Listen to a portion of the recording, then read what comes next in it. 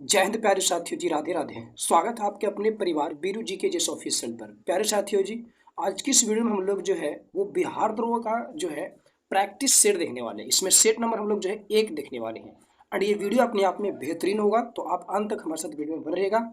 आप जैसे कि जानते हैं कि बिहार द्रोह का वैकेंसी भी आ गई है, फॉर्म अप्लाई भी होना स्टार्ट हो गया है और बहुत जल्द जो है इसका एग्जाम भी हो जाएगा। तो आपको जो है तैयारी बेहतरीन रखनी है। तैयारी बेहतरीन रखने के लिए आपको सबसे जरूरी जो है वो है प्रैक्टिस सेट। चाहे आप जितना भी पढ़ लीजिए, बिना प्रैक्टिस सेट के कुछ भी नहीं होने वाला है। तो प्रैक्टिस सेट आपको रोज एक देनी है, 100% देना है। एंड उसको एनालिसिस की तरफ भी देना है, ठीक है, उनकी एनालिसिस भी करना उसको। ऐसा नहीं कि सिर्फ सेट दिया और फिर आगे निकल दिए, नहीं, उसको एनालिसिस कीजिएगा ताकि आपको जो गलती हो रही है वो आपको सुधारा जाए, ठीक है।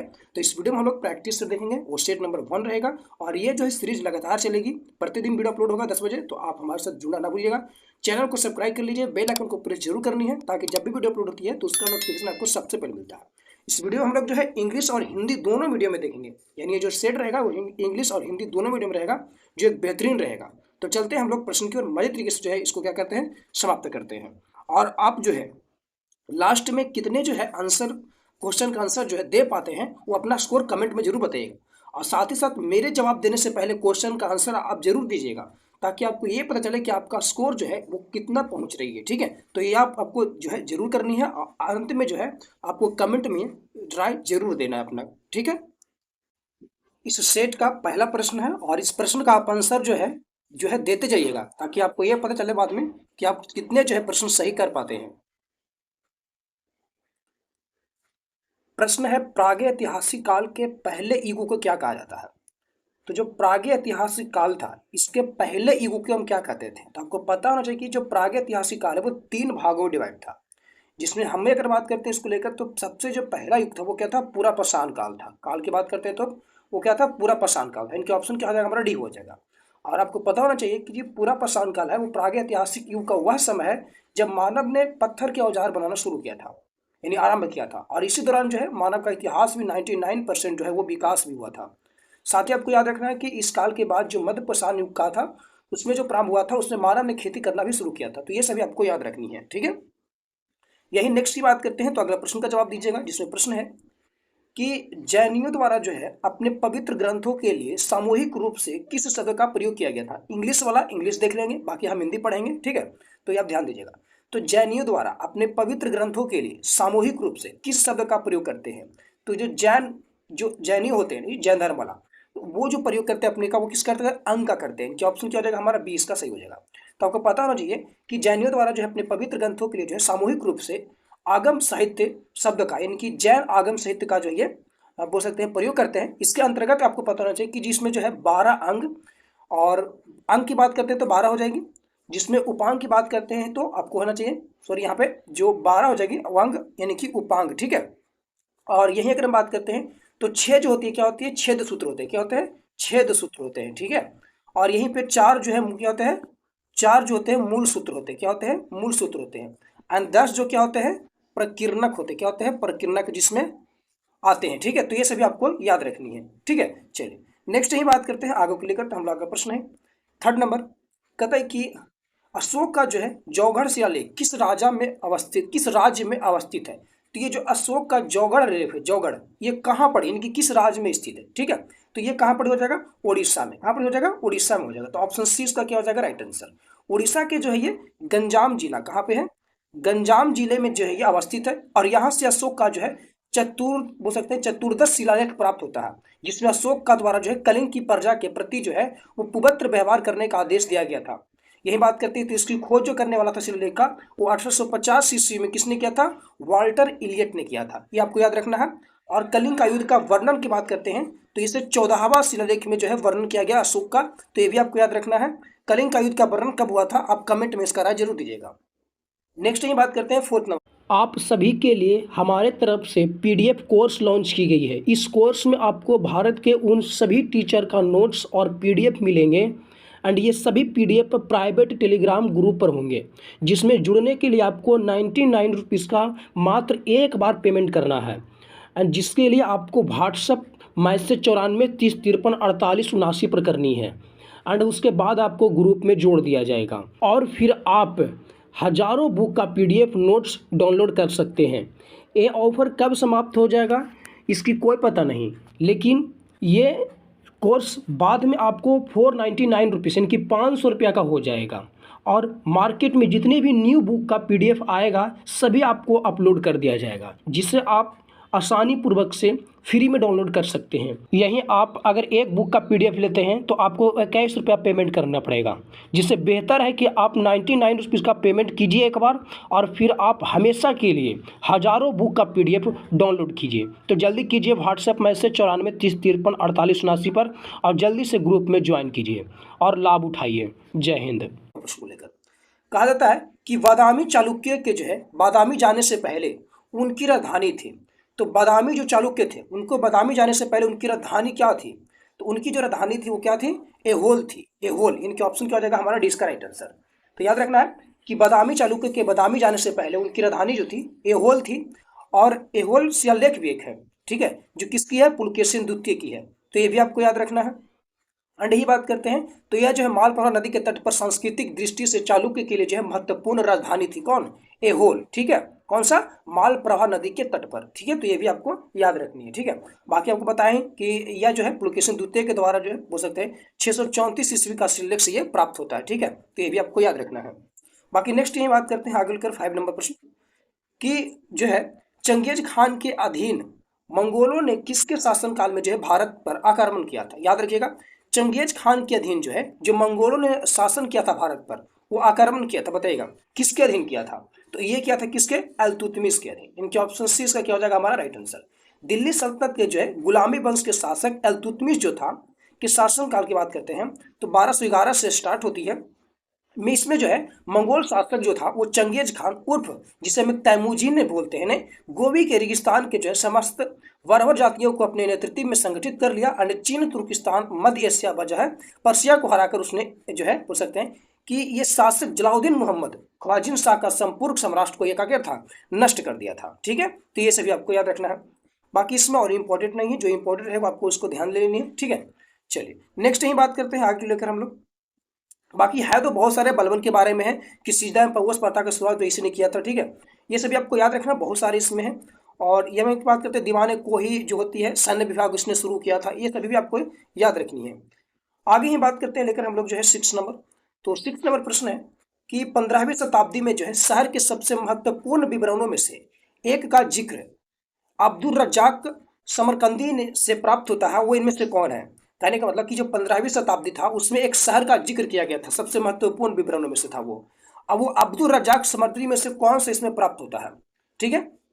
तो किसकी जो है वो जिक्र किया गया था? तो ये किया गया था विजयनगर का। इन ऑप्शन ए इसका क्या हो जाएगा राइट आंसर। कहने का मतलब हुआ कि जो अब्दुल रज्जाक ये जो यात्री था ये 15वीं शताब्दी में जो है विजयनगर जो है शहर में ये जो है विवरण किया था विजयनगर शहर का। कब किया था ये? तो बोल सकते हैं 15वीं शताब्दी में। अच्छा, ये किस अब्दुल रज्जाक जो किसके दरबार में आया था? तो देवराय द्वितीय के दरबार में आया था।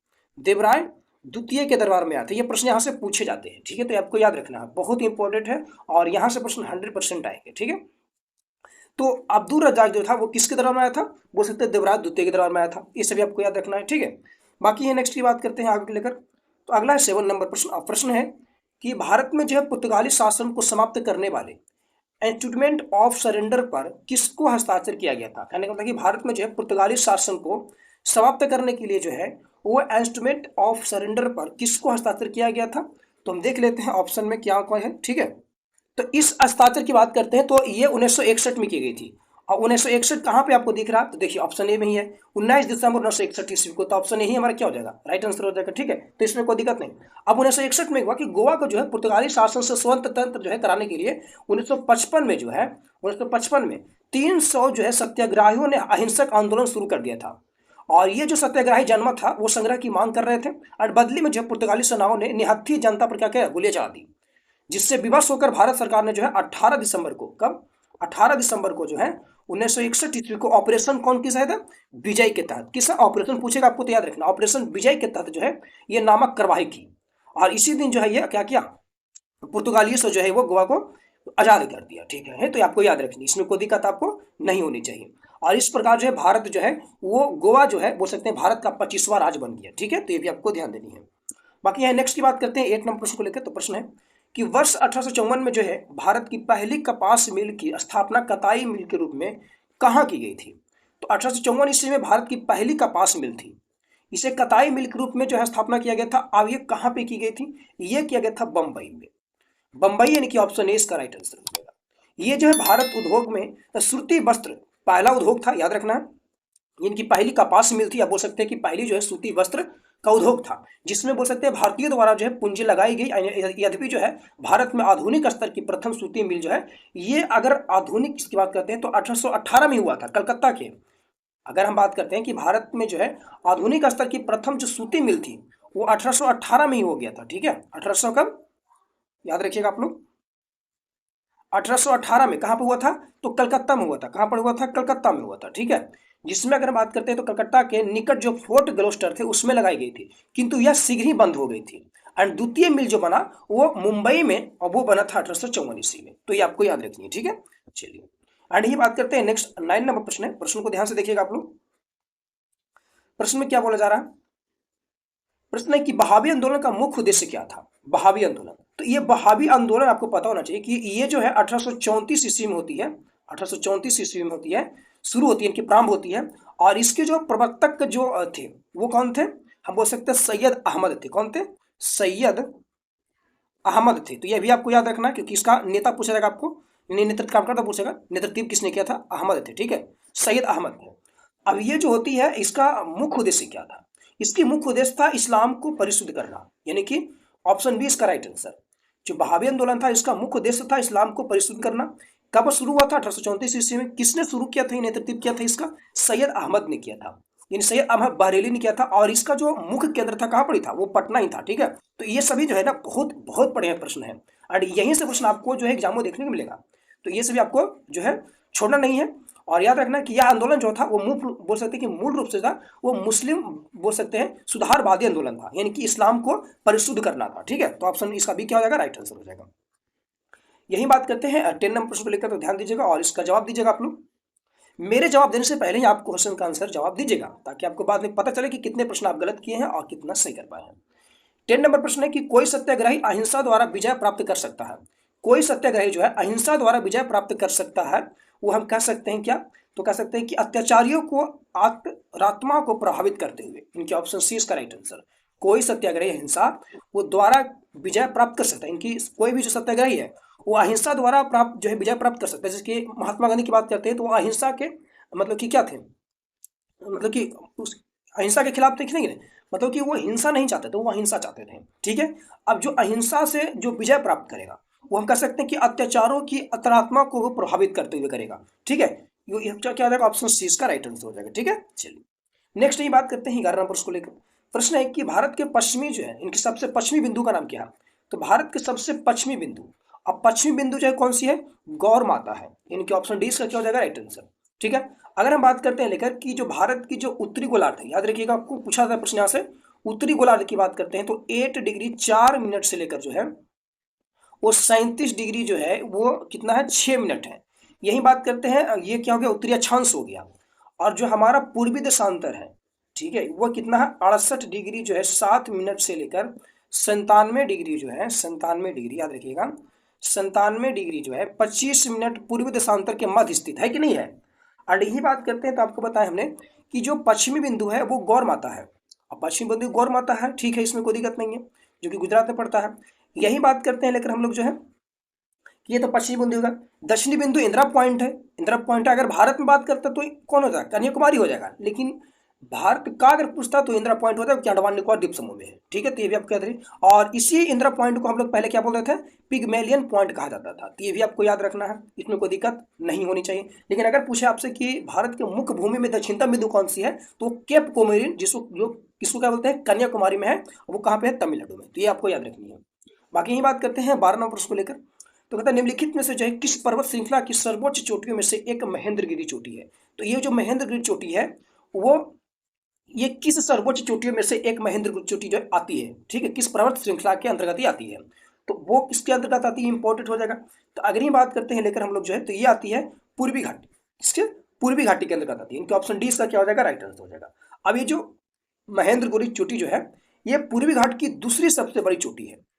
दूसरी सबसे बड़ी चोटी है और यह उड़ीसा राज्य के जो है गंजाम जिले में है। कहाँ पे है? गंजाम जिले में है। यही बात करते हैं लेकर हम लोग जो है कि पूर्वी घाट की सर्वोच्च चोटी जिसमें विशाखापट्टनम, अगर नाम से बात करते हैं तो विशाखापट्टनम भी उसको बोलते हैं, जो 1680 मीटर उसकी ऊंचाई है। पूर्वी घाटी का 1680 मीटर है।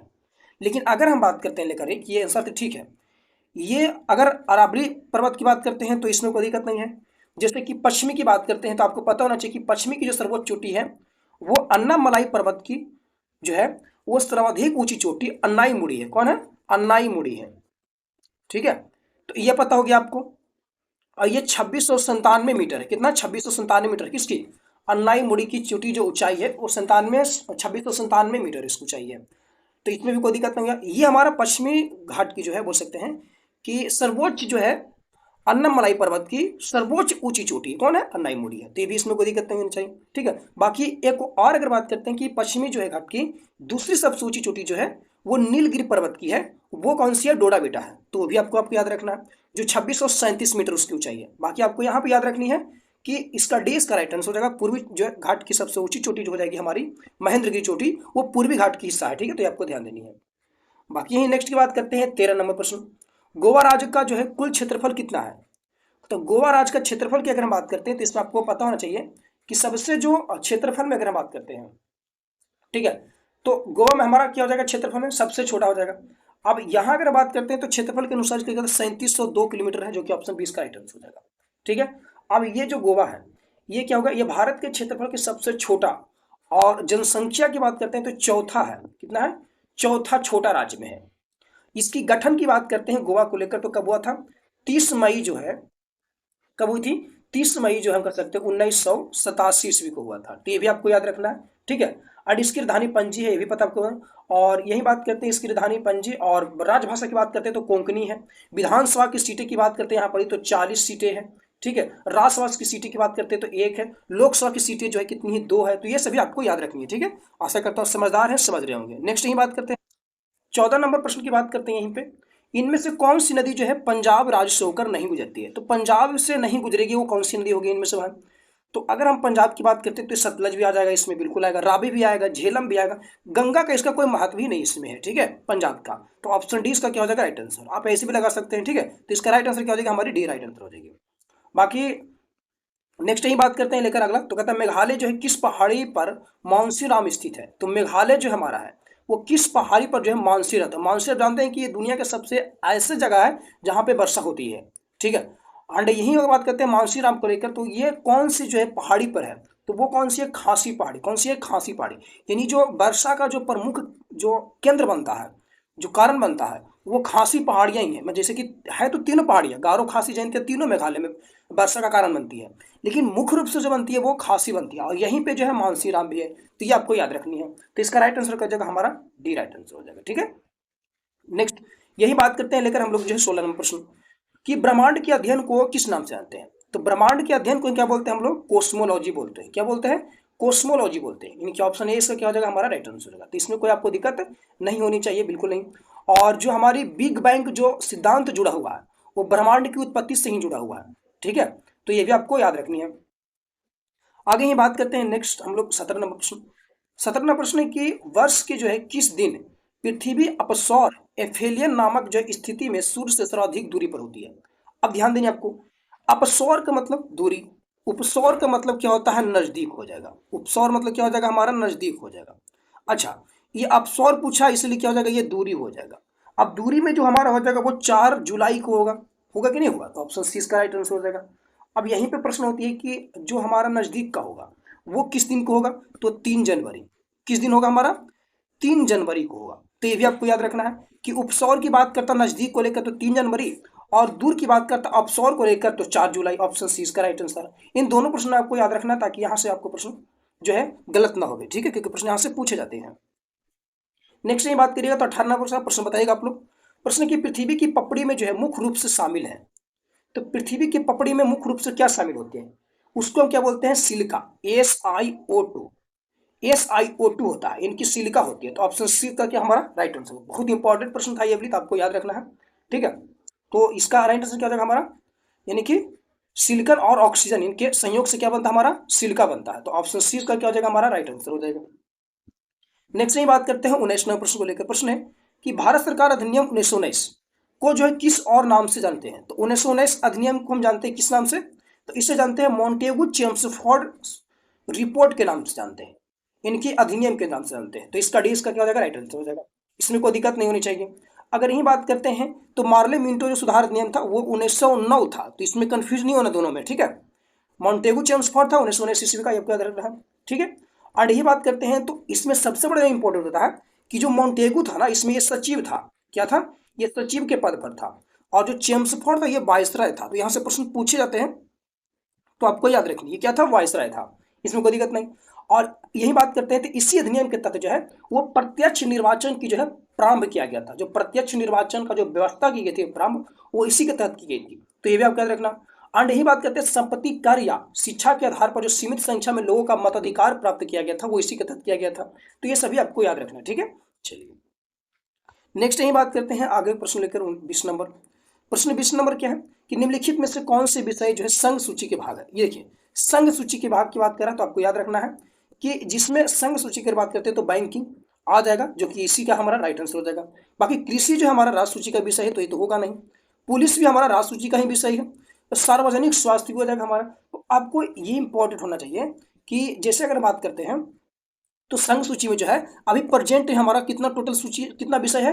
100 विषय है, जिसमें से अगर बात करते हैं रक्षा, बैंकिंग, विदेश मामले, मुद्रा, आणविक ऊर्जा, बीमा, संचार, केंद्र, ये सभी जो है जनगणना, ये सभी किस में आ जाएंगे? केंद्र में आ जाएंगे, ठीक है। तो आपको याद रखना है। जबकि अगर बात करते हैं लेकिन हम लोग जो है कि पुलिस, कृषि, जन स्वास्थ्य राज्य सूची के विषय है, तो ये भी आपको याद रखना है, ठीक है। तो ऐसे ही प्रश्न यहाँ से पूछे जाते हैं। बाकी जैसे शिक्षा की बात करता है तो शिक्षा किस विषय का जो है, शिक्षा जो विषय है वो किस सूची का विषय है? तो ये संवर्धित सूची का है, ठीक है, ये संवर्धित सूची का, तो ये भी आपको याद रखना। जबकि ये शिक्षा जो था वो राष्ट्र सूची का विषय था, इसको बाद में किया गया है संवर्धित सूची में, तो ये आपको याद रखनी है, ठीक है। चलिए नेक्स्ट ये बात करते हैं 21 नंबर प्रश्न को लेकर। किस अनुच्छेद के तहत जो है भारत के प्रत्येक नागरिक को जो है स्वास्थ्य का अधिकार दिया गया? अब प्रत्येक नागरिक को स्वास्थ्य का अधिकार दिया गया है, अब वो अधिनियम कौन सा है? तो वो है अनुच्छेद 21, यानी कि ऑप्शन डी इसका राइट आंसर।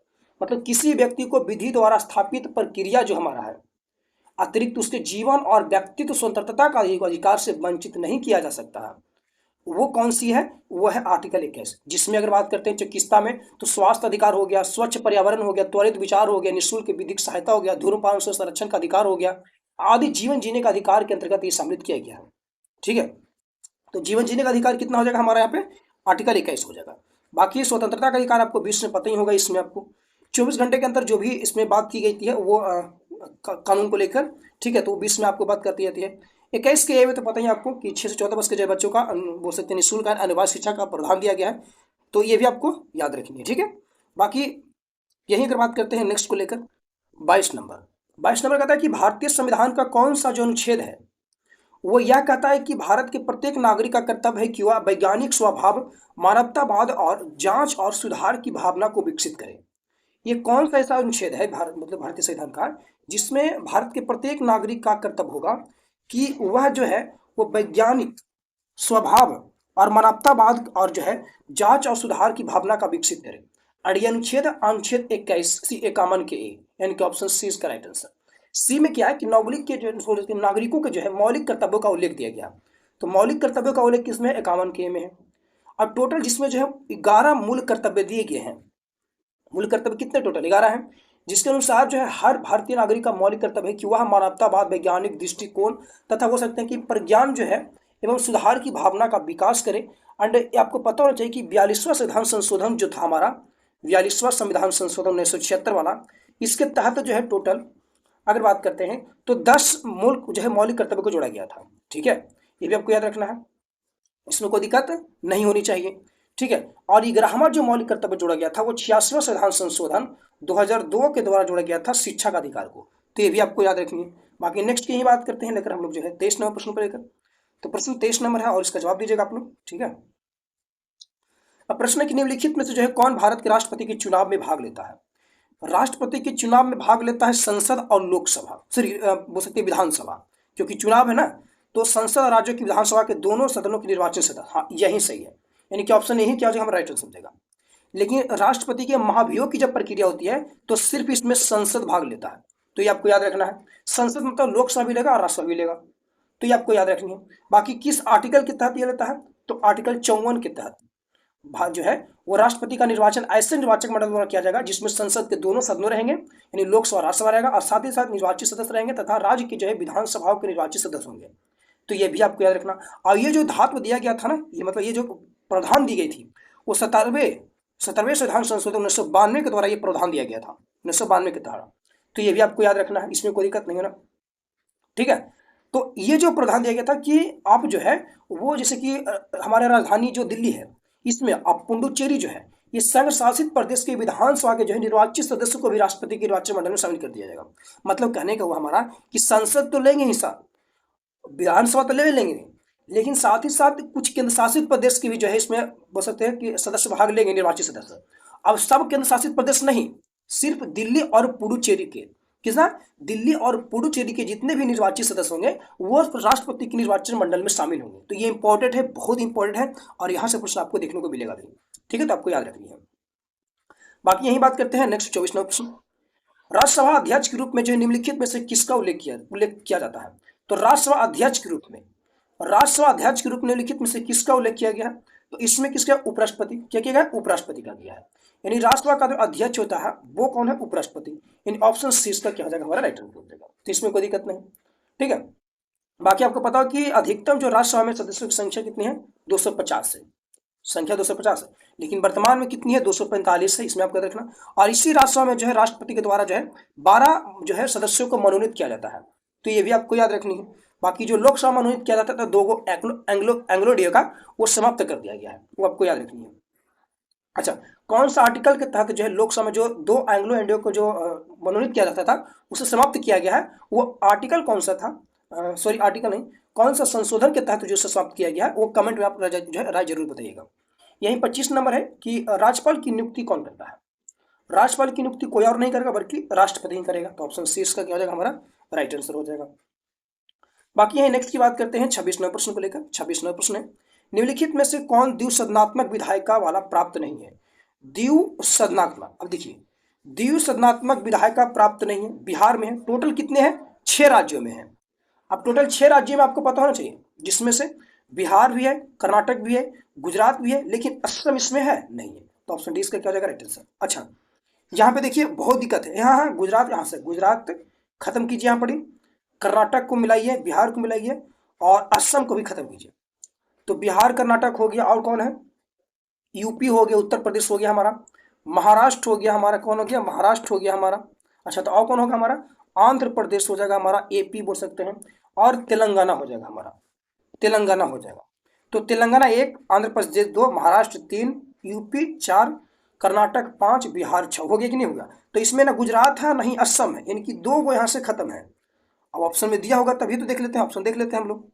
तो आप इसको सुधार कर लीजिएगा, ऑप्शन में जो है दोनों के दोनों गलत है, ठीक है, तो यहाँ पे आप मिला कर लीजिएगा। बाकी इसका राइट आंसर क्या जाएगा हमारा, दोनों गलत होगा, ठीक है, तो ये देख लीजिएगा आप लोग।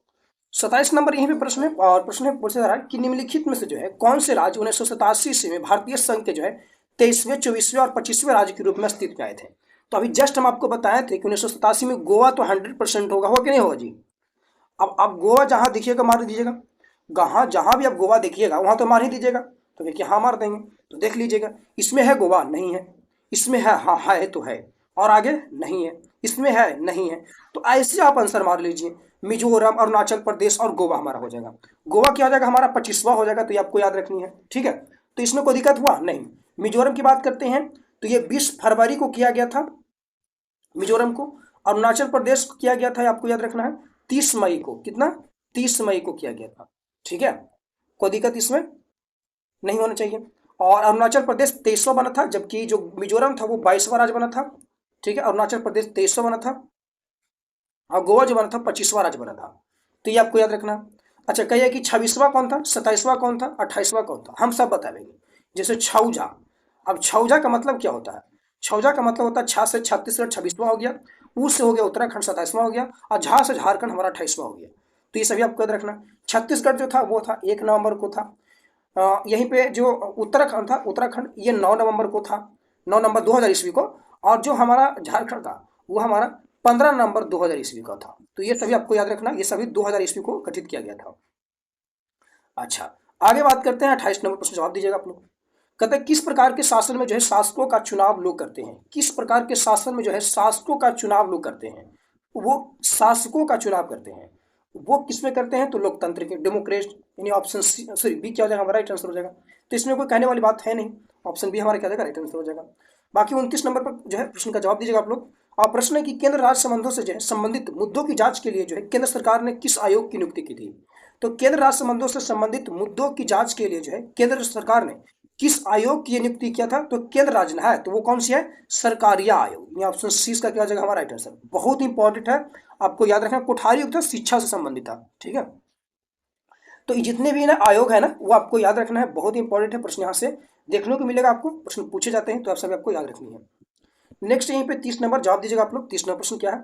और हमने इसमें अभी जस्ट देखा था कि 6 से जो है 14 साल के बच्चों को शिक्षा का मौलिक अधिकार जो है प्रदान करने वाले मुक्त और अनिर्वाय शिक्षा का अधिकार था, वो आरटीआई। आरटीआई का मतलब क्या हुआ? आरटीआई होगा, आरटीआई नहीं आरटीई है, राइट टू जो है एजुकेशन, यानी शिक्षा का अधिकार। ये किस वर्ष स्वीकृत मिली थी? तो 2001 ईस्वी को अधिनियम, देखिए 2001 ईस्वी नहीं, गलत हो गया, 2001 नहीं होगा, यहाँ गलत हो जाएगा, 2000 जो है 9 ईस्वी को स्वीकृति मिली थी। अच्छा, इसे संशोधन कौन सा था? 86वां संशोधन 2002 के था, तो ये भी आपको याद रखना है, ठीक है, इंपॉर्टेंट है। और इसे अप्रैल 2000 जो है बोल सकते हैं 10 इसमें पूरे देश में लागू कर दिया गया था, ठीक है। एक्ट पारित किया जो गया, देखिए यहाँ पे पारित करता की बात करता ना, पारित की बात करता तो 2009 हो जाएगा, ठीक है। यानी किसको स्वीकृति मिली थी? इस अधिनियम को। लेकिन जो लागू किया गया था पूरे देश में अगर हम बात करते हैं, तो वो किया गया था 2010 ईस्वी को, 2010 ईस्वी को। तो ये आपको याद रखना, इसमें कोई दिक्कत नहीं होनी चाहिए। नेक्स्ट ही बात करते हैं आगे को लेकर 31 नंबर प्रश्न है, ध्यान से देखिएगा आप लोग। वीडियो पसंद आ रही होगी तो वीडियो को लाइक आप लोग जरूर कर दीजिएगा। कहता है कि भारतीय राजनीतिक पार्टी सीपीआईएम, कौन? सीपीआईएम। अब सीपीआईएम का पूरा नाम क्या होता है? तो सीपीआई जो है पीआई, सीपीआई का जो पूरा नाम होता है वो कम्युनिस्ट पार्टी ऑफ इंडिया होता है। कम्युनिस्ट पार्टी ऑफ इंडिया, इसी को हम लोग बोलते हैं मार्क्सवादी। तो मार्क्सवादी आप जानते होंगे, मूवमेंट तो नहीं जानते हैं, तो इसको हटा ही दीजिए। बाकी आपको ये या ये जो है दिक्कत हुआ था, कॉमन कभी हो सकता है नहीं। तो कम्युनिस्ट पार्टी ऑफ इंडिया यानी कि मार्क्सवादी, ऑप्शन डी इसका क्या जाएगा हमारा। अच्छा, इसकी एक स्थापना कब किया गया था? 1964 ईस्वी में स्थापना किया गया था, ठीक है। तो ये आपको याद रखना, इसमें कोई दिक्कत नहीं होनी चाहिए, ठीक है। और इस पार्टी के जो संस्थापक थे वो ज्योति बसु एवं एम बोल सकते हैं एम एस नंबूदरीपाद थे। कौन थे? नंबूदरीपाद, ये भी आपको याद रखनी है। बाकी यही नेक्स्ट की बात करते हैं आगे को लेकर। तो अगला प्रश्न ध्यान से देखिएगा आप लोग, 32 नंबर, और जवाब दीजिए आप लोग। प्रश्न है कि निम्नलिखित में से चीन का राष्ट्रीय पक्षी कौन सा है? चीन का राष्ट्रीय पक्षी कौन सा हो जाएगा हमारा? वहां पर हो जाएगा लाल मुकुट वाली क्रेन, यानी option B right answer.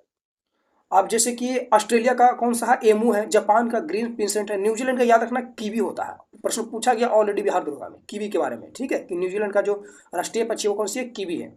Bharat का तो कहने वाली बात ही नहीं है, ठीक है। आगे की बात करते हैं यहीं पे 33 नंबर। एडविन लुटियंस और हार्बर्ट बेकर दो आर्किटेक्ट है जिन्हें जो है किस शहर का डिजाइन तैयार करने का श्रेय दिया जाता है? तो जो एडविन लुटियंस है ये और हार्बर्ट बेकर दो आर्किटेक्ट थे, और इससे कौन सा शहर था? तो आपको पता होना चाहिए, ये हो नई दिल्ली। कौन? जैसी एडविन लुटियंस देखिएगा नई दिल्ली मारिएगा, ऑप्शन डी हमारा क्या हो जाएगा राइट आंसर हो जाएगा। तो ये आपको याद रखना है, बहुत इंपॉर्टेंट प्रश्न था ये भी वाली, तो आपको याद रखना है। जिसमें अगर बात करते हैं तो भारत की जो तत्कालीन राजधानी हमारी जो नई दिल्ली है, इसका डिजाइन तैयार किया था कौन? एडविन लुटियंस ने किया था, ठीक है। चलिए आगे बात करते हैं यहीं पे 34 नंबर प्रश्न, और जवाब देंगे आप लोग। कहता है कि पाकिस्तान के खिलाफ कारगिल युद्ध किस वर्ष शुरू किया गया था? कब किया गया था ये? 1999 ईस्वी में। तो ऑप्शन डी क्या जाएगा हमारा अपने राइट आंसर हो जाएगा। आपको यहाँ पे याद रखना कौन सा हमारा डी राइट आंसर। कारगिल जो हुआ था भारत और पाकिस्तान के बीच मई जुलाई में हुआ था, इनकी 1999 में। तो ऑप्शन क्या है हमारा डी राइट आंसर हो जाएगा। 35 नंबर प्रश्न है। प्रश्न पूछा जा रहा है कि निम्न में से जो है कौन सा कथन सी राजगोपालचारी के बारे में सत्य है? यानी कि जो चक्रवर्ती राजगोपालचारी थे इनके बारे में कौन सा कथन सत्य नहीं है, ये ध्यान से देखनी है। तो पूछा जा रहा है वह कांग्रेस के वरिष्ठ नेता थे, ये बात बिल्कुल सही है, ठीक है, क्योंकि ये तो सही है। फिर तो वह पद्म जो है श्री पुरस्कार पाने वाले पहले व्यक्ति थे, ये बिल्कुल गलत है, ठीक है। फिर ये बात करते वह स्वतंत्र पार्टी के संस्थापक थे, ये भी बात बिल्कुल सही है। वह भारत के जो है गवर्नर जनरल बनने वाले जो है पहले भारतीय थे, ये भी बात बिल्कुल सही है। तो गलत इसमें कौन हो जाएगा हमारा? वो हो जाएगा बी, इनका ऑप्शन बी ही हमारा क्या हो जाएगा राइट आंसर हो जाएगा। आपको पता होना चाहिए कि जो सी राजगोपालचारी हैं ये भारत रत्न पाने वाले दूसरे व्यक्ति थे। जो भारत रत्न है इससे पाने वाले ये दूसरे व्यक्ति थे, ठीक है। और इन्हें हम राजा जी के नाम से भी जानते हैं, तो ये भी आपको याद रखना। बाकी स्वतंत्र भारत की जो द्वितीय गवर्नर जनरल तथा बोल सकते हैं कि प्रथम जो भारतीय गवर्नर जनरल थे वो सी जो है राजगोपालचारी थे, तो ये आपको याद रखनी है। नेक्स्ट ये बात करते हैं अगला प्रश्न को लेकर 36 नंबर। प्रश्न 36 नंबर, अपनी स्वतंत्रता के पहले बांग्लादेश का एक हिस्सा था। तो अपनी जो स्वतंत्रता हुआ था उससे पहले जो बांग्लादेश था एक हिस्सा किसका था? तो ये पाकिस्तान का हिस्सा था। इसमें किसका राइट आंसर क्या होगा? ऑप्शन सी इसका राइट आंसर हो जाएगा। क्योंकि आपको पता होना चाहिए कि 1947 में जो है भारत के विभाजन के समय बांग्लादेश को पूर्वी पाकिस्तान के रूप में जो है नाम से पाकिस्तान का पूर्वी भाग जो है घोषित किया गया था। एंड पश्चिमी जो था वो पाकिस्तान, जो अभी वर्तमान में पाकिस्तान है, इसकी तत्कालीन सरकार के अन्याय के विरुद्ध जो है 16 दिसंबर कब 16 दिसंबर जो है 1971 ईस्वी को भारत के सहयोग से जो है एक तरह से हम कह सकते हैं कि जो हमारा बांग्लादेश है प्रेजेंट में उसे क्या कर दिया गया था? आजाद कर दिया गया था, यानी स्वाधीनता दी गई थी। कब? 1971 ईस्वी को। तो ये प्रश्न आपको याद रखनी है, 16 दिसंबर 1971 ईस्वी को, ठीक है। नेक्स्ट ये बात करते हैं अगला 37 नंबर प्रश्न, और प्रश्न है 37 नंबर, ध्यान से देखिएगा। प्रश्न है कि खुला बाजार कार्यवाही से क्या तात्पर्य है? खुला बाजार कार्यवाही से तात्पर्य है कि भारतीय रिजर्व बैंक द्वारा सरकारी प्रतिभूतियों जो है प्रतिभूतियों की खरीद और बिक्री, भारतीय रिजर्व बैंक द्वारा जो सरकारी प्रतिभूतियां हैं उसकी खरीद और बिक्री क्या होती है? तो खुला बाजार कार्यवाही का तात्पर्य होती है। यानी किसका राइट आंसर हो जाएगा? ऑप्शन सी इसका राइट आंसर हो जाएगी, ठीक है। तो आपको ध्यान देनी है। 38 नंबर प्रश्न यहीं पे है, ध्यान से देखिएगा आप लोग। प्रश्न पूछा है कि जनगणना 2011 के अनुसार केरल के बाद किस राज्य की साक्षरता दर अधिक है?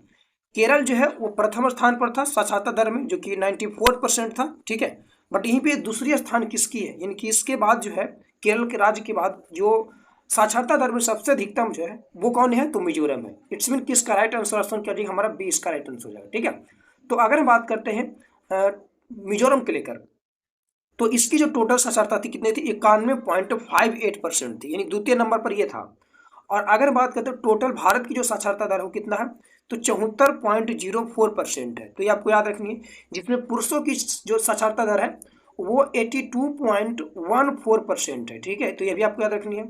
यहीं पे अगर महिला की साक्षरता दर की बात करते हैं तो 65.46% हो जाएगा। तो ये भी आपको याद रखनी है, ठीक है। बाकी केरल का जो हमारा हो जाएगा प्रेजेंट में उस समय 93.91% था, यानी कि 94% था। तो आपको याद रखनी है, ठीक है। नेक्स्ट ये बात करते हैं 39 नंबर प्रश्न है, भारत में राष्ट्रीय खाद्य सुरक्षा अधिनियम निम्न में से किस वर्ष अधिनियमित किया गया था? कौन सा? खाद्य सुरक्षा अधिनियम। तो खाद्य सुरक्षा जो अधिनियम था 2013 ईस्वी, कितना? 2013 ईस्वी को। इनका ऑप्शन ए इसका क्या हो जाएगा? राइट आंसर हो जाएगा। अगर हम इसकी बात करते हैं डेट के साथ, तो 10 दिसंबर, कब? 10 दिसंबर 2013 ईस्वी को इसे जो है अधिसूचित किया गया था। तो ये भी आपको याद रखनी है, इंपॉर्टेंट प्रश्न है। नेक्स्ट ये बात करते हैं 40 नंबर प्रश्न, भारत में प्रथम पंचवर्षीय योजना का प्रारंभ जो है किस वर्ष हुआ था? तो ये तो पता ही होगा, 1951 से 56 तक चला था। तो कह सकते हो ऑप्शन डी इसका क्या हो जाएगा? राइट आंसर हो जाएगा। हेराल्ड डोमर पर आधारित था, तो ये भी आपको याद रखनी है। और ये कृषि पर जो है प्राथमिकता दी गई थी प्रथम पंचवर्षीय योजना में। नेक्स्ट ही बात करते हैं आगे को लेकर 41 नंबर प्रश्न है कि बीमारू में जो है एम किस राज्य को जो है दर्शाता है? जो बीमारू है ये शब्द, इसमें एम जो है किस राज्य को दर्शाता है? तो एम जो दर्शाता है वो किसको? मिजोरम को। किसको? मिजोरम को नहीं, बल्कि किसको दर्शाता है? ये महाराष्ट्र को दर्शाता है, ठीक है। अच्छा, यहाँ एम की बात की है तो ध्यान से देखिए, इसमें जो हो जाएगा एम से क्या होता है? मध्य प्रदेश होता है, ठीक है। हाँ, यहाँ पे क्या हो जाएगा? मध्य प्रदेश। ऑप्शन सी इसका राइट आंसर है। अगर ध्यान से देखें यहाँ पर, तो जैसे कि बीमारू बात करते हैं तो इसका शब्द होता है बिहार, ठीक है। बी से क्या हो जाएगा? बिहार हो जाएगा। एम मध्य प्रदेश हो जाएगी। राजस्थान इसमें हो जाएगा, ठीक है, ये आपको ध्यान देनी है। उत्तर प्रदेश आ जाएगा, ठीक है। और राज्यों के नाम के पहले अक्षर से ये बना एक संक्षिप्त रूप है, जिसमें हम कह सकते हैं एम शब्द का जो है अर्थ है वो मध्य प्रदेश दर्शाया गया। तो ये आपको याद रखना, ऑप्शन सी इसका क्या हो जाएगा? राइट आंसर हो जाएगा, ठीक है। तो कंफ्यूज करने के लिए बहुत सारे एम से रिलेटेड आपको दिया गया है, तो आपको ध्यान देनी है। नेक्स्ट ये बात करते हैं 42 नंबर प्रश्न को ध्यान से देखिएगा आप लोग, ठीक है। प्रश्न पूछा जा रहा है कि भारतीय रिजर्व बैंक की जो है स्थापना अप्रैल 1 को जो है 1935 ईस्वी को निम्न प्रावधानों के अनुसार की गई थी। तो ये तो पता होगा कि 1 अप्रैल जो 1935 ईस्वी को जो भारतीय रिजर्व की जो स्थापना किया गया था वो कौन सा अधिनियम था? तो 1935 इसका था। लेकिन यहाँ अगर हम बात करते हैं लेकर, तो ये जो था अधिनियम वो भारतीय रिजर्व बैंक अधिनियम 1934 था, ये आपको याद रखनी है, ठीक है। तो ऑप्शन 20 का क्या हो जाएगा? हमारा राइट आंसर हो जाएगा, ठीक है। नेक्स्ट यही बात करते हैं आगे को लेकर। तो अगला प्रश्न यहीं पे 43 नंबर प्रश्न ध्यान से देखिएगा। प्रश्न है आयात पर जो है कर निम्नलिखित में से किसका उदाहरण है? किस पर? आयात पर कर। तो आयात पर जो कर होता है वो निर्धारित करता है व्यापार अवरोध का। किसका? व्यापार अवरोध का करता है। ऑप्शन 20 का क्या हो जाएगा? राइट आंसर हो जाएगा। तो ये आपको ध्यान से रखनी है, ठीक है। नेक्स्ट ये बात करते हैं, अगला प्रश्न है 44 नंबर प्रश्न ध्यान से देखिएगा। कहता है ध्वनि की तीव्रता मापने की इकाई को पहचानते हैं। ध्वनि की तीव्रता जो है मापते हैं किससे? डेसिबल से। किससे? डेसिबल से। तो ऑप्शन डी इसका क्या हो जाएगा? हमारा राइट आंसर हो जाएगा, ठीक है। तो ये आपको याद रखने इंपॉर्टेंट प्रश्न था ये भी। नेक्स्ट ये बात करते हैं 45 नंबर प्रश्न है, ध्यान से देखिएगा। एक पाउंड बराबर कितना होता है? और एक पाउंड बराबर औंस दिया हुआ है। तो औंस में जो होती है कितना होती है? 16 औंस होती है। इट्स मीन कि इसका राइट आंसर ऑप्शन क्या हो जाएगा? हमारा ए सही हो जाएगा। तो आपको ध्यान से देखनी है, ठीक है। नेक्स्ट ये बात करते हैं अगला 46 नंबर प्रश्न। और प्रश्न है कि निम्नलिखित जो है भौतिकी मात्राओं में से कौन सी एक अदिश राशि है? तो कौन भौतिक मात्राओं में से एक अदिश राशि होगी? अदिश राशि की अगर बात करते हैं तो ध्यान से देखिएगा, आवेग क्या है? आवेग एक प्रकार का सदिश राशि है कि नहीं है? बिल्कुल है। यही बात करते हैं भार भी क्या है? सदिश राशि है। यंग का मापक जो है क्या है? एक अदिश राशि है। इट्स मीन कि इसका ऑप्शन सी क्या हो जाएगा? Right answer. त्वरण भी क्या है? अदिश राशि है। तो ये भी आपको याद रखना है। बल भी हमारा क्या हो जाएगा? अदिश राशि हो जाएगा, ठीक है। विश्वत भी क्या हो जाएगा? विश्वत नहीं, विस्थापन भी क्या हो जाएगा हमारा यहाँ पे? सदिश राशि हो जाएगा, ठीक है। तो ये आपको ध्यान देनी है। बाकी अदिश राशि यंग का मापक हो जाएगा। तो ऑप्शन हमारा क्या हो जाएगा? सी राइट आंसर हो जाएगी। नेक्स्ट ये बात करते हैं 47 नंबर प्रश्न है। लोलक द्वारा एक दोलन पूरा करने के लिए जो है करने में लिए गए समय को क्या कहते हैं? तो लोलक द्वारा एक दोलन पूरा करने में जो समय लिया जाता है उसी को हम आवर्तकाल बोलते हैं, यानी कि टाइम पीरियड बोलते हैं। इट्स मीन ऑप्शन ए इसका क्या हो जाएगा? हमारा राइट आंसर हो जाएगा, ठीक है। यानी कि एन बराबर बोल सकते हैं 1/t क्या हो जाएगा? ये आपको ध्यान देनी है, इसमें कोई दिक्कत नहीं। तो यहाँ पे क्या हो जाएगा हमारा कि दोलन पूरा करने के लिए जो लिया गया था समय है लोलक में, उसे क्या कहते हैं? आवर्तकाल कहते हैं, ठीक है। चलिए नेक्स्ट ही बात करते हैं आगे को लेकर। तो अगला प्रश्न ध्यान से देखिएगा, ठीक है। प्रश्न की बात करते हैं आगे की ओर लेकर। 48 नंबर प्रश्न ध्यान से देखिएगा और इसका जवाब दीजिएगा। एक ताजे अंडे को नमक के पानी में डालने पर क्या होता है? जब हम एक जो है ताजे अंडे को नमक के पानी में डालते हैं तो उस स्थिति में क्या होती है कि अंडा जो है डूब जाता है लेकिन तली में नहीं जाता है। भले अंडा डूब जाएगा लेकिन वो पूरी तरह से नीचे नहीं जा बैठेगा, ठीक है। वो ऊपर ही क्या रहेगा? अंदर, मतलब बोल सकते हैं कि पानी के बीचों बीच में ये तैरता रहेगा, ठीक है। तो इसका राइट आंसर क्या हो जाएगा? ऑप्शन बी इसका राइट आंसर हो जाएगा, ठीक है। नेक्स्ट ये बात करते हैं आगे के प्रश्न लेकर, ध्यान दीजिएगा आप लोग। प्रश्न 49 नंबर प्रश्न है कि आकाश का रंग जो है नीला दिखाई देता है क्योंकि वायुमंडल में नीले रंग का प्रकाश दूसरे रंगों की तुलना में क्या होती है? अधिक होती है। अधिक होने का मतलब क्या होती है? प्रकीर्णित होती है। क्योंकि बात की आकाश का रंग नीला दिखाई देता है, तो जब भी कोई घटना होती है लेकिन जब रंग की बात करती है तो उस स्थिति में प्रकीर्णन होगा। इट्स मीन किसका राइट आंसर क्या हो जाएगा? हमारा डी राइट आंसर हो जाएगी। तो ये आपको याद रखनी है। नेक्स्ट ये बात करते हैं आगे 50 नंबर प्रश्न है। प्रश्न है निम्न में से जो है कौन सा तत्व एक उपधातु है? मेटोलाइट्स है। मेटोलाइट्स की बात करते हैं तो सिलिकॉन हमारा क्या उपधातु ही है। तो ऑप्शन डी इसका राइट आंसर हो जाएगा। सिलिकॉन की बात करते हैं तो सिलिकॉन वैली यानी सिलिकॉन सिटी किसे कहते हैं? बेंगलुरु को कहते हैं। तो ये भी आपको पता होना चाहिए, ठीक है। बाकी उपधातुओं की अगर बात करते हैं लेकर हम लोग जो है जिसमें धातु धातु के दोनों गुण पाए जाते हैं जिसे मेटोलाइट्स कहते हैं, इसमें हमारा बोरान हो जाएगा, सिलिकॉन हो जाएगा, जर्मेनियम हो जाएगा, एंटीमनी हो जाएगा, और सेनिक हो जाएगा, टेलुवेरियम हो जाएगा, पोलोनियम हो जाएगा तथा एस्टेटीन हो जाएगा। ये सभी इसमें आ जाएगी, ठीक है। तो यह सबको याद रखनी है। बाकी यही नेक्स्ट की बात करते हैं आगे प्रश्न को लेकर 51 नंबर। अब प्रश्न है नीला लिटमस जो है पेपर अम्लीय घोल के संपर्क में हो जाता है। तो देखिए नीला लिटमस है और ये अम्लीय की बात करता है। तो नीला से क्या हो जाता है? लाल हो जाता है। जब कब? जब अम्लीय हो। लेकिन जब क्षारीय हो ना, जब क्षारीय हो तो इस स्थिति में लाल से क्या हो जाती है? नीला हो जाती है। क्या हो जाती है? लाल से नीला हो जाती है। तो हमारा नीला से कैसा हो जाएगा? लाल हो जाएगा। इट्स मीन कि ऑप्शन ए इसका क्या हो जाएगा? हमारे कॉमन का राइट आंसर हो जाएगी, ठीक है। तो लिटमस क्या है? लिटमस एक प्राकृतिक सूचक है। डायरेक्ट ऐसे भी प्रश्न आपसे पूछे जाते हैं तो ये भी आपको याद रखनी है, ठीक है। बाकी नेक्स्ट की बात करते हैं, यहाँ पे 52 नंबर प्रश्न है। अब प्रश्न है सबसे दुर्लभ तत्व कौन है? सबसे दुर्लभ तत्व, एक प्रबल होता है एक दुर्लभ है। तो सबसे दुर्लभ तत्व इसमें बात करते हैं तो हमारा हो जाएगा, वो हो जाएगा एस्टेटीन हो जाएगा। और एस्टेटीन जो है ना एक प्रकार का उपधातु है, मेटोलाइट्स है। तो ये आपको याद रखना, इसलिए ऑप्शन ए इसका क्या हो जाएगा? हमारा राइट आंसर हो जाएगा।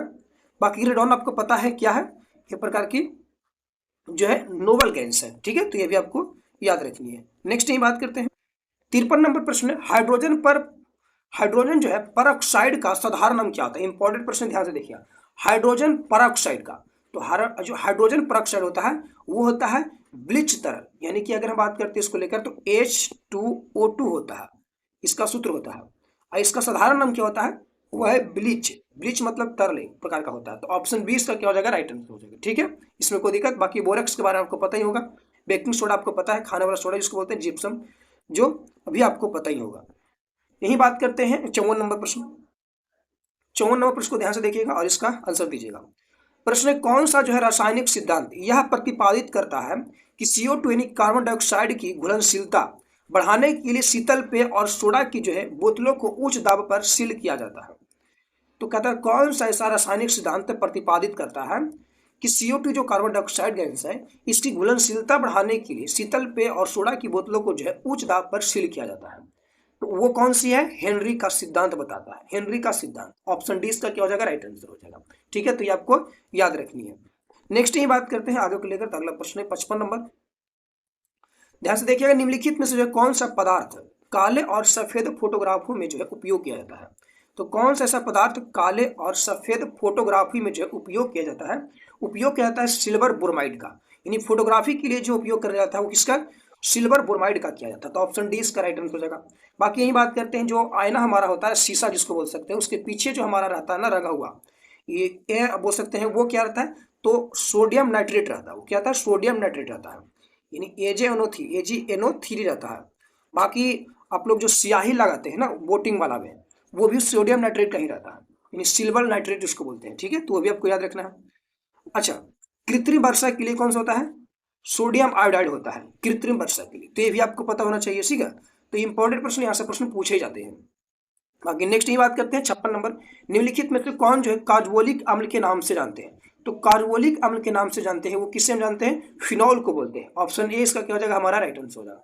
फिनॉल को ही क्या बोलते हैं हम लोग? कार्बोलिक अम्ल बोलते हैं। ठीक है, तो ये आपको याद रखना। जिसका कह सकते हैं कि आविष्कार करने वाला कौन था?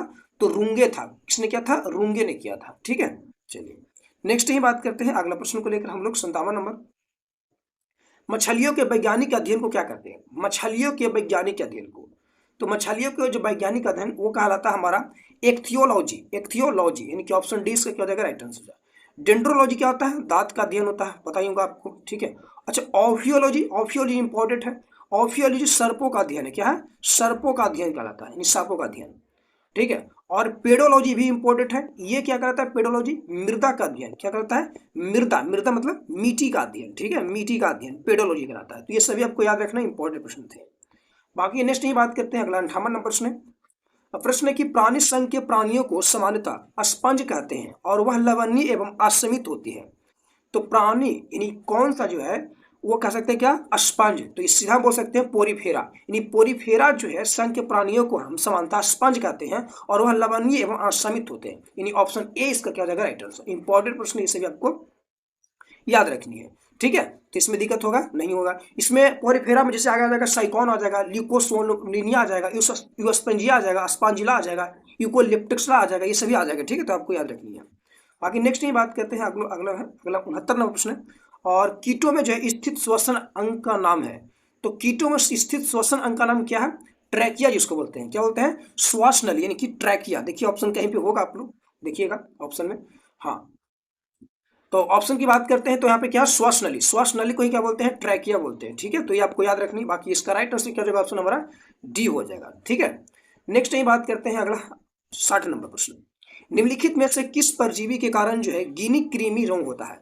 तो गिनी कृमि रोग होता है वो किस परजीवी के कारण होता है? वो होता है ड्रेकनरकुलस बोल सकते हैं मीडिनेंसिस के। ठीक है, तो ऑप्शन सी इसका क्या हो जाएगा? राइट आंसर हो जाएगा, यानी कि डेक्रनकुलस मेडिनेंस परजीवी के कारण जो है गिनी कृमि रोग होता है। तो ये आपको याद रखना है। नेक्स्ट ही बात करते हैं 61 नंबर। ये जितने भी प्रश्न है बहुत इंपॉर्टेंट है और सेम टू सेम ऐसे ही प्रश्न आपके एग्जाम में देखने को मिलेगा। तो आपको जितना हो सके बहुत बढ़िया तरीके से याद करते जानी है। ठीक है, रिवाइज करते ही जाना ताकि आपका कोई भी प्रश्न गलत न हो। यही 61 नंबर प्रश्न है कि बल्लम काली बोट जो है रेस किस राज्य में आयोजित किया जाता है? और मेरे जवाब देने से पहले आप क्वेश्चन का आंसर का जवाब जरूर दिएगा और बाद में आपको यह पता करना है कि कितने प्रश्न आपने जो है 100 प्रश्न में सही कर पाए हैं। ठीक है, इससे आपका स्कोर पता चलेगा, इससे आपकी क्षमता बढ़ेगी कि आप कहाँ तक जो है अपनी तैयारी बेहतरीन कर पाए हैं। ठीक है, चलिए बाकी यही बात करते हैं 61 नंबर कि वल्लम काली बोट रेस जो है किस राज्य में आयोजित की जाती है। ये आयोजित कहाँ पे की जाती है, केरल में। तो ऑप्शन ए इसका क्या हो जाएगा हमारा जो है राइट आंसर हो जाएगा। ठीक है, इसमें कोई दिक्कत नहीं होनी चाहिए। नेक्स्ट यही बात करते हैं आगे लेकर 62 नंबर प्रश्न है, झिंझिया नृत्य की उत्पत्ति भारत के किस राज्य से होती है। तो झिंझिया का पता ही होगा आपको कि इसकी जो उत्पत्ति हुई बिहार से हुआ है। तो ऑप्शन 20 का क्या हो जाएगा हमारा राइट आंसर हो जाएगा। अगर गुजरात की बात करते हैं तो गरबा हो गया, ठीक है, डांडिया हो जाएगा, टिप्पानी हो जाएगा, रासलीला हो जाएगा, सभी गुजरात में आती है। बिहार में झिझिया हो जाएगा, विदेशिया इंपॉर्टेंट है, कजरी इंपॉर्टेंट है, जाट जाटिन तो बहुत इंपॉर्टेंट है, ये प्रश्न पूछते हैं। जाट जाटिन जो है ना ये और इम्पोर्टेंट है। यहीं अगर बात करते हैं राजस्थान को लेकर तो झूमर हो जाएगा, घपाल हो जाएगा, फुंदी हो जाएगा, पनिहारी हो जाएगा। पश्चिम बंगाल में अगर बात करते हैं तो काठी, खम्बीरा, मरसिया, कीर्तन आदि सभी ये पश्चिम बंगाल में जो है आयोजित की जाती है। नेक्स्ट 63 नंबर का प्रश्न है, भारतीय संगीत वाद्य यंत्र संवादिनी किस प्रकार का वाद्य यंत्र है। तो संवादिनी जो है ये किस प्रकार का वाद्य यंत्र है, ये प्रकार का वायुवाद्य है। ये ऑप्शन क्या है हमारा 20 का राइट आंसर हो जाएगा। ठीक है, ये क्या होता है, ये एक वायुवाद्य है, संवादिनी बोल सकते हैं। तो ऑप्शन 20 का क्या हो जाएगा हमारा राइट आंसर हो जाएगा। नेक्स्ट ये बात करते हैं 64 नंबर प्रश्न है कि भारतीय नृत्य रूपों का जो है उद्धरण उदाहरण निम्न में से किसमें मिलता है। इन उदाहरण बोल सकते हैं तरह से। तो भारतीय नृत्य के जो है रूपों का उदाहरण निम्न में से किसमें मिलता है। तो नृत्यों का जो उदाहरण मिलता है कहाँ से मिलेगा, सीधी सी बात बोल सकते हैं हम लोग, वो मिलेगी नाट्यशास्त्र से। तो ऑप्शन बी हमारा क्या हो जाएगा राइट आंसर हो जाएगा। ठीक है, और भरत मुनि ने जो है 3री शताब्दी ईसा पूर्व में नाट्यशास्त्र की रचना किया था। तो पूछ सकते हैं कि नाट्यशास्त्र की रचना किसने किया था। तो भरत मुनि ने किया था। तो ये भी आपको याद रखनी है। नेक्स्ट ही बात करते हैं आगे को लेकर।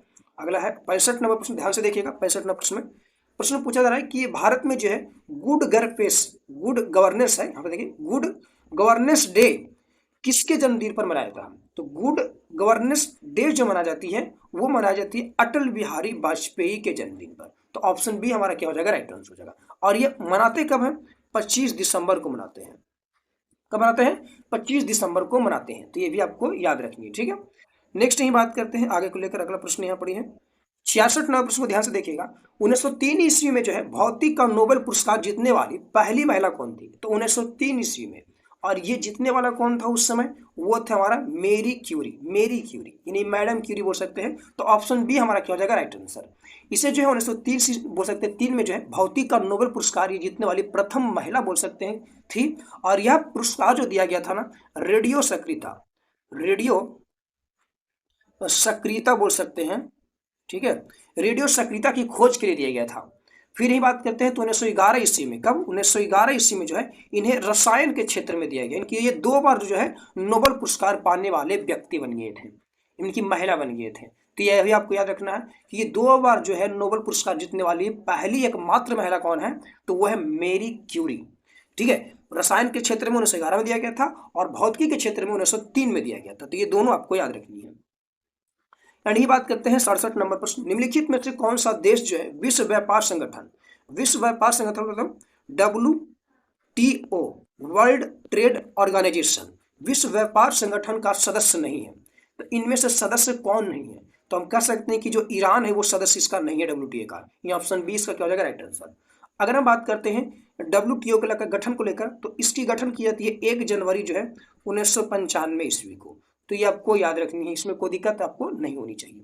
लेकिन याद रखना गैट जो है ना ये WTO जो ये बाद में हुआ था, इससे पहला इसका नाम गैट ही था और उसी समय 1995 में ही इसकी स्थापना की गई थी। ठीक है, फिर जाकर इसे 1948 ईस्वी में जो हम बोल सकते हैं 1948 ने 1945 हो जाएगा। ठीक है, इसे क्या कर दिया गया था, इसे जो है एक प्रकार का WTO के रूप में दिया गया था। तो ये आपको याद रखनी है। बाकी यहाँ नेक्स्ट की बात करते हैं 68 नंबर प्रश्न। ठीक है, 68 नंबर प्रश्न ध्यान से देखिएगा। कहता है कि ABM का पूर्ण रूप क्या होता है। ABM का पूर्ण रूप जो होती है वो क्या होती है, एंटी ब्लेस्ट बोल सकते हैं ब्लिस्टिक मिसाइल, यानी एंटी ब्लिस्टिक मिसाइल होती है ABM का। तो ऑप्शन डी हमारा क्या हो जाएगा, इसका राइट आंसर हो जाएगा। तो ये सभी चर्चित रहती है शब्द, तो आपको याद रखना है। ठीक है, एंटी ब्लिस्टिक मिसाइल होती है क्या, ABM का मतलब। 69 नंबर प्रश्न यही पढ़ी है और प्रश्न है शुष्क वन अनुसंधान संस्थान कहाँ स्थित है। शुष्क वन अनुसंधान, तो शुष्क वन अनुसंधान कहाँ पड़ी है, जोधपुर में है। तो ऑप्शन डी क्या हो जाएगा हमारा राइट आंसर हो जाएगा। जोधपुर कहाँ पड़ता है, राजस्थान में पड़ता है। ठीक है, तो ये आपको याद रखनी, इसमें कोई दिक्कत नहीं होनी चाहिए। नेक्स्ट ही बात करते हैं आगे को लेकर 70 नंबर प्रश्न कि किसको जो है गोल्डन सिटी के नाम से जाना जाता है। तो गोल्डन सिटी किससे कहते हैं, गोल्डन सिटी के नाम से हम किसको जानते हैं, इसे जैसलमेर को, किसको, जैसलमेर को। ऑप्शन डी हमारा राइट आंसर हो जाएगा। ठीक है, नेक्स्ट ही बात करते हैं 71 नंबर प्रश्न कि महात्मा गांधी का निधन कब हुआ था। महात्मा गांधी का जो निधन हुआ था हम लोग कब मनाते हैं, आपको पता होगा। मनाते हैं तो 2 अक्टूबर को उनका जन्मदिन पर, लेकिन इन्हें जो बोल सकते हैं एक तरह से जो निधन हुआ था, मृत्यु की गई थी, ठीक है, वो 30 जनवरी को। 30 जनवरी यहाँ पर कहाँ पड़ी है, देखिए 30 जनवरी 1948 ईस्वी को। ऑप्शन बी इसका राइट आंसर हो जाएगा। ठीक है, तो ये आपको याद रखनी है। ठीक है, चलिए यही बात करते हैं आगे को लेकर 72 नंबर प्रश्न है। बचपन जो है बचाओ आंदोलन के संस्थापक कौन थे। यहाँ पे बचपन बचाओ आंदोलन का संस्थापक, तो बचपन बचाओ आंदोलन का संस्थापन कैलाश सत्यार्थी थे। तो ऑप्शन डी इसका क्या हो जाएगा, राइट आंसर हो जाएगा। ठीक है, कैलाश सत्यार्थी जो थे ये बचपन बचाओ का आंदोलन के जो है बोल सकते हैं एक तरह से ये क्या कहते संस्थापक थे। तो आपको याद रखनी है, इसमें इंपॉर्टेंट बन जाएगी। ठीक है, नेक्स्ट ही बात करते हैं आगे को लेकर 73 नंबर प्रश्न। 73 नंबर है गीत जो है सेठी किस खेल के साथ जुड़े थे। गीत सेठी जो है ये किस खेल के साथ जुड़े हुए हैं, ये किस खेल के साथ जुड़े हुए हैं, ये है विलियर्ड्स के साथ। किसके साथ, विलियर्ड्स के साथ। तो ऑप्शन ए इसका क्या हो जाएगा, हमारा राइट आंसर हो जाएगा। ठीक है, तो आपको याद रखनी है। नेक्स्ट प्रश्न की बात करते हैं आगे को लेकर, तो अगला प्रश्न ये पड़ी है 74 नंबर। 74 नंबर प्रश्न को ध्यान से देखिएगा और जवाब दीजिएगा। निम्न से जो है किसे पादप जगत के उभयचर के नाम से आते हैं। तो देखिए पादप जगत का जो उभयचर है वो हम ब्रायोफाइटा को बोलते हैं। तो ऑप्शन डी हमारा क्या हो जाएगा, राइट आंसर हो जाएगा। ठीक है, तो याद रखना बहुत इंपॉर्टेंट है। ठीक है, तो हम कह सकते हैं कि जो ये ब्रायोफाइटा है इसे क्या बोल सकते हैं, पादप जगत का उभयचर बोलते हैं। ठीक है, तो आपको याद रखना है। और क्योंकि ये जो है स्थलीय पादप होते हैं किंतु इन्हें जो है निषेचन के अंतर्गत वे सभी पौधे आते हैं जिनमें वास्तविक संवहन ऊतक नहीं पाया जाता है, जिसे बात सकते हैं मोस की बात करते हैं तो ब्रायोफाइटा के अंतर्गत आता है। हॉर्नवर्ट टीसी का अंतर्गत आता है, लिवरवर्ट टीसी के अंतर्गत आता है। तो ये सभी आपको याद रखनी है। ठीक है, बाकी यही बात करते हैं नेक्स्ट 75 नंबर। और इनसे प्रश्न जो है ना वो पादप जगत थे और एनिमल किंगडम या फिर बोल सकते हैं कि एनिमल किंगडम हो गया, ठीक है, प्लांट किंगडम हो गया। इनसे प्रश्न जो आपको अक्सर एग्जामों में देखने को मिलेगा, चाहे वो कोई भी एग्जाम हो। ठीक है, तो आपको याद करके जानी है। बाकी 75 नंबर प्रश्न है कंट्रोल यूनिट को कंप्यूटर का क्या कहा जाता है। कंट्रोल यूनिट मतलब सीपीयू यहाँ पे है, तो कंट्रोल यूनिट यानी सीयू, इसे हम कंप्यूटर का क्या बोलते हैं, इसे कंप्यूटर का बोला जाता है स्नायु केंद्र अथवा मस्तिष्क बोला जाता है। यानी ऑप्शन बी इसका हो जाएगा, राइट आंसर हो जाएगा। ठीक है, तो अगर सीपीयू की बात करता है तो सीपीयू का 3 मुख्य घटक होते हैं, जिसमें एक सीयू होता है, ठीक है, और एक एएलयू होता है, एक मेमोरी यूनिट होती है। तो ये 3 प्रकार के भागों में जो है विभक्त हो जाती है। तो ये सभी आपको याद रखनी है। नेक्स्ट ही बात करते हैं आगे 76 नंबर प्रश्न। 76 नंबर प्रश्न है कि कंप्यूटर शब्दावली में निबल जो है को भी कहा जाता है। तो निबल को क्या बोलते हैं हम लोग, निबल को हम लोग बोलते हैं बिट बोलते हैं, सॉरी बिट नहीं बाइट बोलते हैं, लेकिन बाइट बोलेंगे ठीक है, यहाँ पे निबल को भी कहा जाता है। तो यानी कंप्यूटर शब्दावली में निबल जो होती है ना, निबल ये आधा बाइट यानी 4 बिट, कितना 4 बिट, 4 बिट नहीं बाइट बोलिएगा, यहाँ पर बिट नहीं बाइट होगा, बिट नहीं बोलेंगे इसको, बाइट बोलेंगे। तो 4 बाइट की जो है यानी एक निबल बराबर 4 बाइट होता है, यानी इसका हम कह सकते हैं आधा बाइट एक प्रकार से बोल सकते हैं कि ऑप्शन सी इसका राइट आंसर हो जाएगा। लेकिन अगर हम 8 बाइट की बात करते हैं लेकर, तब जाके हमारा कितना हो जाएगा यहाँ पर टोटल। यहाँ पे एक निबल था तो 4 बाइट हो गया, 8 बाइट को एक बाइट कहा जाता है। अच्छा यहाँ पे हमने क्या देखा, ठीक है आधा बाइट, हाँ सही। यहाँ पे देखिए कुछ यहाँ पे समझना है आपको कि ये जो निबल है और जो ऑप्शन में आपको दिया गया है ये थोड़ा सा ध्यान से देखनी है।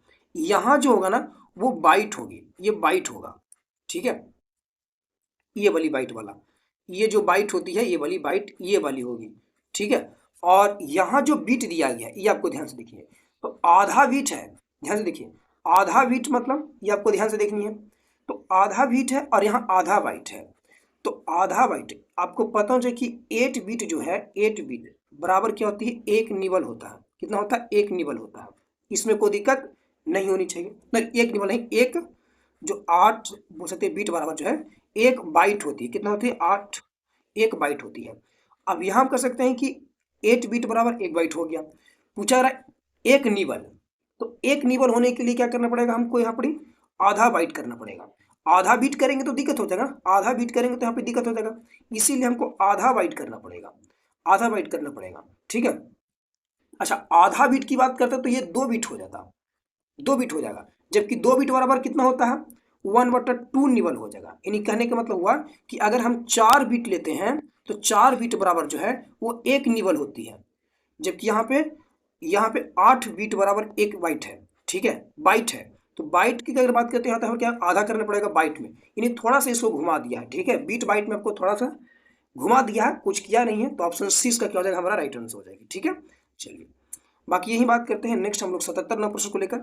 प्रश्न निम्नलिखित में से जो है कौन सी एक बाइनरी संख्या है। अब इसमें बाइनरी संख्या निकालने के लिए आपको आना चाहिए पहली बात। ठीक है, लेकिन ऑप्शन की रिगार्डिंग की बात करते हैं तो हमारे ए ही दिख रहा है जो कि बाइनरी संख्या, बाकी एफ इसका कोई मतलब ही नहीं होता है और एक होता नहीं है। जब भी होता है तो 1 और 0 होगा। कितना होगा, 1 और 0 ही होगा। तो ऑप्शन ए ही हो जाएगा। बाकी इसमें देखिए लेटर दिया गया तो ये होगा नहीं, तो ये बाइनरी संख्या हमारा है नहीं। जिससे 25 का आपको निकालने के लिए बोलेगा तो निकाल दीजिएगा आराम से, इसमें कोई दिक्कत है नहीं। बाकी नेक्स्ट बात करते हैं 78 का। कहता है कि सर्वर वे कंप्यूटर होते हैं जो संसाधन उपलब्ध कराते हैं, जो कि जुड़े होते हैं किससे। तो सर्वर वे कंप्यूटर होते हैं जो संसाधन उपलब्ध कराते हैं और ये जुड़े हुए होते हैं किससे, नेटवर्क से जुड़े हुए होते हैं। तो ऑप्शन बी हमारा क्या हो जाएंगे, राइट आंसर हो जाएंगे।